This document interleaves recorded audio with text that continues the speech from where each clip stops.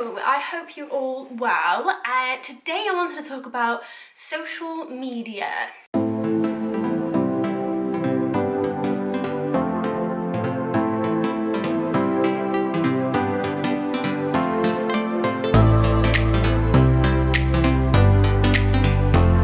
So whether you love it or you hate it, social media is here to stay and it's growing. And I think in a time like this where we're stuck indoors, we can't speak to our family and friends, we've really got to appreciate technology, and social media is a massive part of that.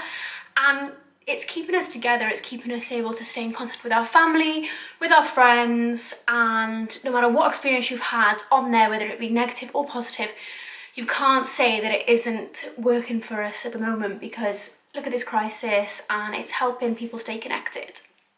Now, the things I wanted to talk about is mainly using social media for business use, and how self-isolating and quarantine and social media and growing your business all come together. And this is the type of opportunity that I was talking to you about in a previous video, where I said you can take COVID either as a super negative thing, or unfortunately, yes, it is a sad thing, but you could reap opportunity from it. So my first step is, if you don't like social media, maybe think why.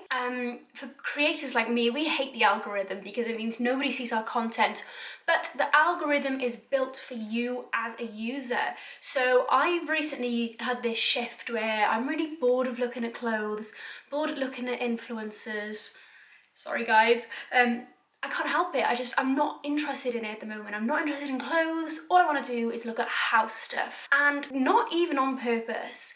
I've been obviously liking loads of house things, and now when I go on my explore page, it is amazing. It is just covered in renovations, home, everything like that. And my partner's one, his is full of sport and golf. So that is the algorithm doing its thing right there. It's showing the user what it wants to see. Now, if you are seeing things you don't like on Instagram, block it, don't like it, start liking things, actually like photos of things that you want to see, and over time Instagram will build up that tolerance and recognize that you're somebody who wants to see this content, and it will show it to you.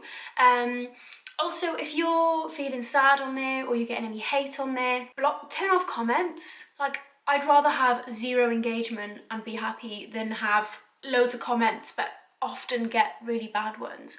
You can also do a filter.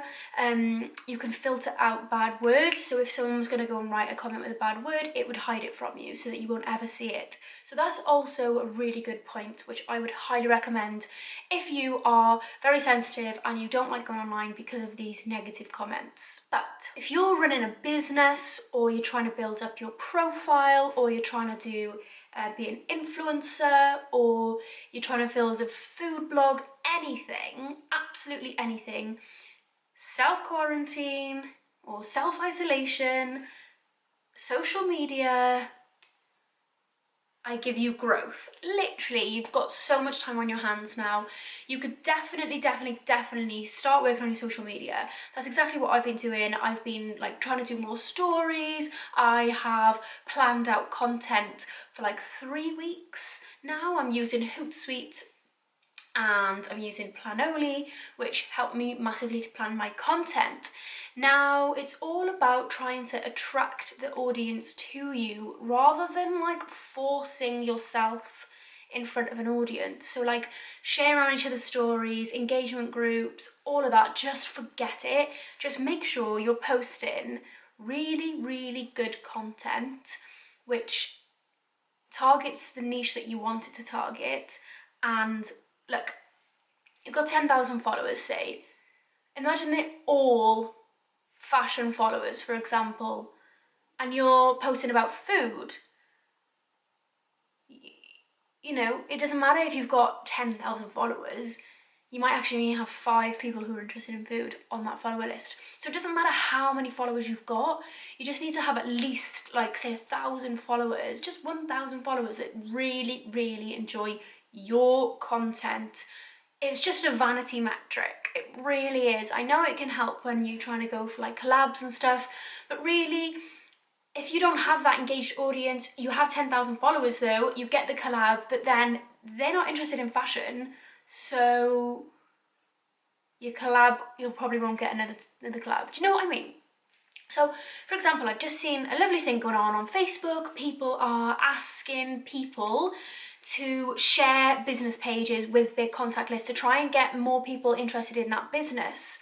So I've been getting requests for loads of stuff, like supreme burgers, golf stuff, gardening stuff. Oh, I do love gardening stuff, but like not that type of gardening. Like what else have I had? I've had absolutely loads of page like requests, and what's the point? Again, it's just a vanity metric. So say I accepted all of them, I'm not their ideal customer, so what's the point of having me on there? So it's all well and good sharing businesses and trying to get your page and your followers or your friends on Facebook to like a page, but if you're not the ideal customer, there's no point. You need to try and focus on getting people who want to see your stuff, whether it's for business or it's not for business. You know, if you're trying to grow a profile for any reason, yeah, it's great getting, you know, your boyfriend's mates and his mates and his mates and his mates following you on there. But if you're trying to get fashion deals, having a bunch of lads on your Instagram is not the main priority, because they're not going to buy from you. We're talking stereotypically, okay? Because that's what you got to do when you're marketing in business.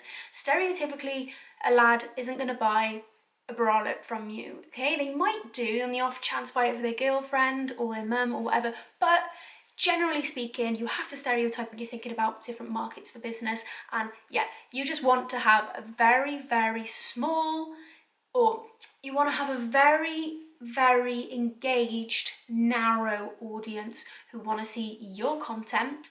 And yeah, and that's how you will get a win. I promise you, that is how you'll get a win.